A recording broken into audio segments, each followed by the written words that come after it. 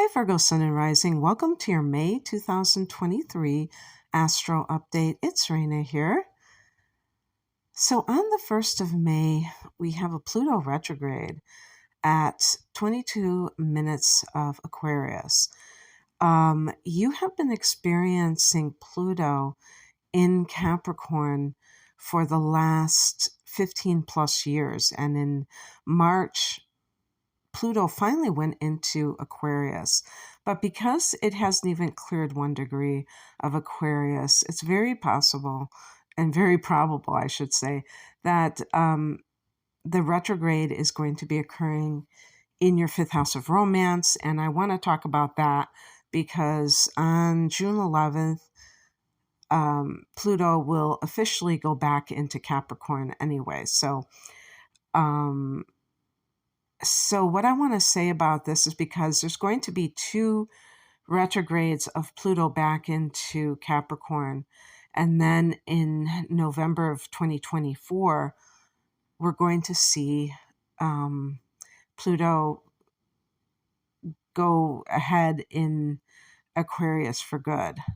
So that will be in your 6th house. And I'll talk more about that at a later date. But for now, what I want to say is that the 5th house is the house of creativity and love. And I will specify love here because some of you in the last 15 years may have had at least one relationship that was maybe even very scary. If you were with someone. Well, here's the thing. The 5th house is not necessarily relationship of the committed variety, which we assign to the 7th house. But I'm using the term relationship because this is the dating phase of love, but it's love itself. So it can be obsessive love. Is it possible that you're the one who is obsessing? Yes, it is. It is possible that you're the one obsessing, but Virgo isn't a sign that typically does that. Now, of course, if you have Virgo rising, your sun could be in Scorpio. It would be perfect for that. But even Virgos can have a Venus and or Mars in Scorpio. Anyhow, and I'm not putting down Scorpio, but Pluto is one of the rulers of Scorpio, and that's where the connection comes in. But in any case, if you have had something like that in either way, either you're the one obsessing or someone else is, this is a time when Pluto is retrograding that you can really search your soul for why this has happened.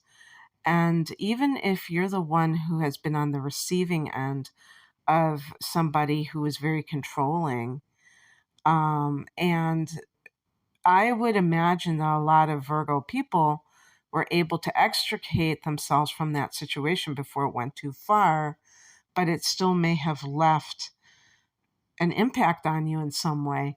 But finding out how that all happened, because when Pluto goes retrograde, it can really get us to dig very deeply into ourselves. And that the shadow work aspect really comes out big time.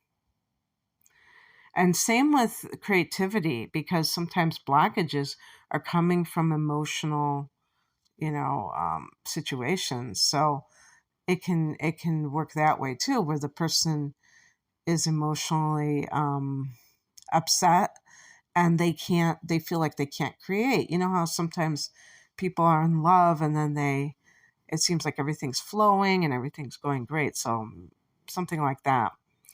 On the 5th, we have a lunar eclipse at 14 degrees of Scorpio.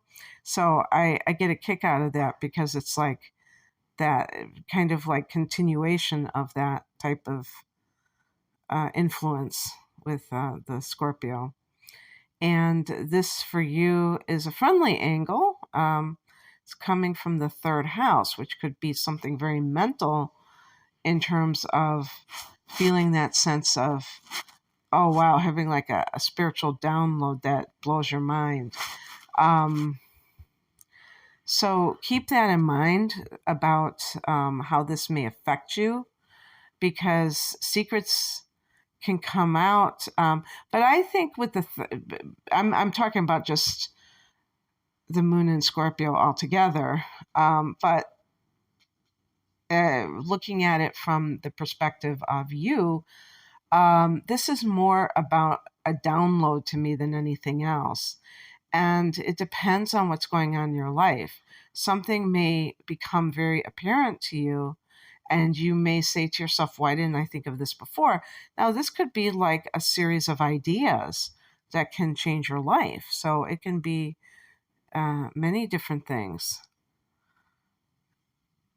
On the 7th, we have Venus going into Cancer. Again, this is another sextile coming from the opposite direction. So this is in the 11th house of hopes and wishes. This can be someone that you meet romantically through your friends or through a group that you belong to. This can be gaining financially through your work because the 11th house is the house of gains. And if you had any long-term goal that had some financial component to it, then that might be realized as well. On the 14th, Mercury goes direct at 5 degrees, 51 minutes of Taurus. So the reason I'm saying that is because it's almost at 6 degrees. And again, friendly angle. A lot of good stuff this month for you in that sense. So the very cooperative energy, this is coming from the 9th house this time. So if you had any travel plans to a foreign country, and also like passport issues that might have gone awry, you will very likely get them settled in the next few weeks, or just some kind of cancellation. Maybe you were going with a group, or you were touring someplace and it was postponed. Well, now maybe the plans are getting back on track. Same with, enrollment in college. There might have been some delays and you're able to sort that out. On the 16th, Jupiter goes into Taurus.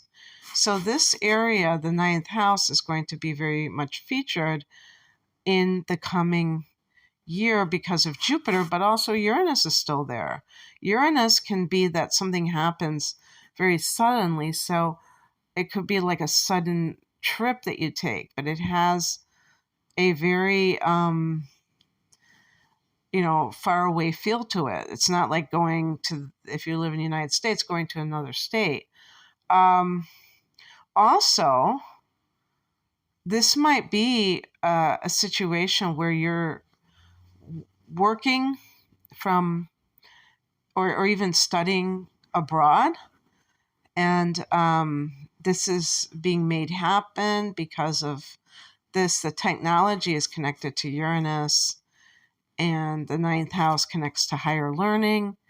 But if you are working, like you're doing something with yoga, and you can train other people abroad, or maybe even studying yoga, that could be a possibility as well. And it involves travel.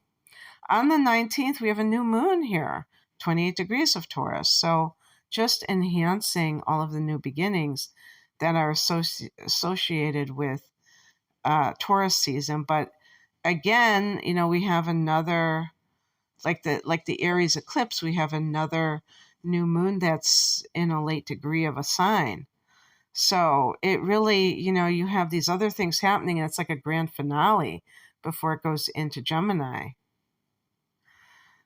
So new developments in these 9th house areas. On the 20th, Mars goes into Leo. This is your 12th house, Virgo. Mars here can feel very pent up. You may be working behind the scenes, and that might be, so in other words, you're not necessarily doing something where other people can see what you're doing, but that could be for the best. Now, that could even be like, if you met someone through friends, you may be having a torrid affair behind the scenes Mars can be very sexy, but you don't necessarily want somebody else to know about it, the people that you socialize with to know about it for whatever reason. On the 21st, the sun goes into Gemini, and this for you is your 10th house of career. So this will start to heat up, and yeah, heat up because of the sun. But actually, these personal planets they've moved on. Even Venus is in the sign after Gemini. So that's not necessarily true when I say things are heating up. There will be a new moon here in the middle part of June, or a little bit after that, June 18th. But, you had Mars here for 7 months. So perhaps you have made enough inroads that you don't really need to. It's kind of like everything is self-perpetuating at this point, or, working without you having to do as much as you were back then. Okay. So you might be more like career oriented as we go into the last couple of weeks or 10 days of the month. Okay, Virgo, that's what I have for you. I hope that this resonated. If you would like a private reading, the link is below. Take care. Bye.